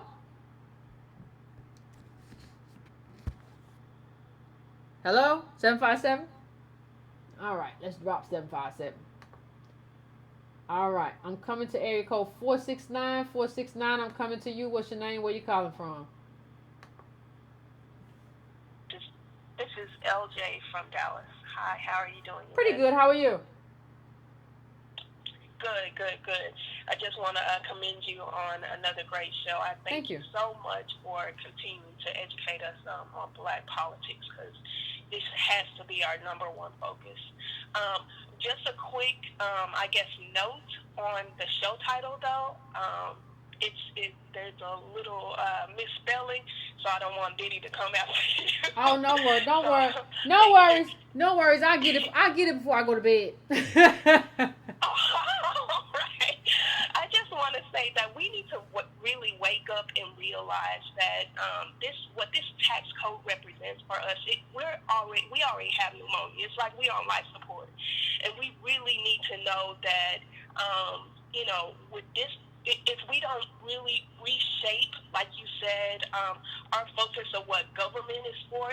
Thank you for reframing that, because a lot of people do make it seem like us going to government is like a handout. But basically what this tax code is right now is it's corporate welfare. If you want to talk about, black people being on welfare or anything like that, this is corporate welfare. The majority of wealth that is being held by in America is making sure that they keep their wealth, and that's what this represents. And I know that you agree with that. We're just being locked out of something that we already. It was hard enough to get wealth, but this makes sure that they completely lock us out of any type of opportunity to get wealth. And as for Diddy, oh my gosh, where do we even start? Now, a few shows back, you talked about Oprah selling a majority stake of the OWN network. And we look at Oprah as like one of the most successful black people in America. She's a billionaire. If Oprah herself is not trying to buy the Panthers, why is it that we think that if we retweet Diddy's tweet that somehow he's going to be the savior of black America? We need to wake up and realize that he is a talking head and he is a part of the problem. And, we just need to wake up. And I think that for you, helping us with educating ourselves on black politics, this is what we need to do and have a call to action at the end of every single time we meet. Yeah, I agree, Carla. Thank you for calling in. I appreciate your call. I was talking to a friend the other night, and we both agreed that that Oprah's probably somewhere in the bottom of a bottle of Henny right now. Like, because we don't know how this went down. Everybody said there was no bid or anything. So how do you know that them white people didn't just like send her the letter, like the owners or whatever, and like, this is what it is. Here's your check. And then you get met with all these news stories because they already put out a press release. You don't know what they can do because she don't have no recourse. Ain't nothing she can do if that's the truth, if that's what happened. So I think because we don't really have any access to wealth in our everyday lives, that we don't really understand what it is, and we don't really understand what wealth means because we don't have any access. We don't really understand that our money's not the same. We think you go just buy a Panthers team in the same way you just go buy Apple. I got the money for the Apple here. But it's not like that when it's big money. It's a bunch of people that want that same apple. And they got a lot more than you got. You got the money for the apple, but they got a bunch of family and friends that have stuff that could benefit the person who's selling the apple. And they got relationships, and they knew you way back when. And they got all kind of stuff they going to compliment in addition to the apple. And all you got is money for the apple. So I don't think we understand, like, at that level, wealth is not the same in terms of how things are bought. So there's a huge learning curve in terms of how that has to happen. But we've reached the end of our show for tonight. I want to thank everybody for calling in. If you want to donate, you can go to donatebrown.com. You can also go to breakingbrown.com and get the newsletter, or donate $3 a month or $2 a month or whatever you want to do. You can do that too. Please, please, please like and please subscribe and please share this in your group. If for some reason, if you try to share this in your group and it doesn't come out right, one of the things I figured out is that you have to use the Facebook debugger sometimes. I don't know why. And then sometimes when I debug it, it doesn't debug for other people. So you have to, if it doesn't come up, if you try to share it and it comes up with the previous title, you have to use the Facebook debugger. It's so weird. Also go to subscribetobrown.com. That's just to be a part of the general mailing list that I keep, because I just want to have that on hand in case something goes down or whatever. And I'm not on YouTube no more. I just want to have everybody's email address. So again, everybody, thank you, Breaking Brown fam, as always, for coming through so we can have these important discussions. And I appreciate it.